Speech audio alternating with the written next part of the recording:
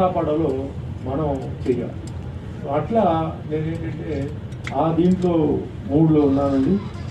Sir ఈ cinema గురించి నాకు వినాయక్ రెడ్డి గారు చెప్పారు, సార్ ఈ సినిమా చూడాలి సార్, మీరు చూడాలంటే దానికి చాలా టైం పట్టింది.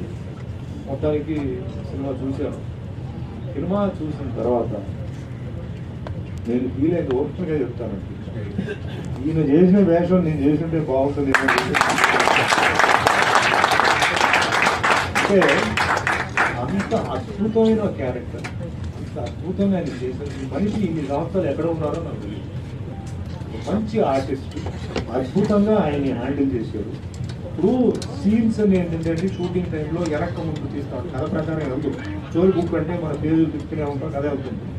ఖచ్చితంగా సినిమా అప్పుడు తర్వాత సీన్ ముందు సీన్ తర్వాత సీన్, కానీ అద్భుతంగా ఈయన దాన్ని జీర్ణించి ఏ విధంగా ఎక్స్ప్రెషన్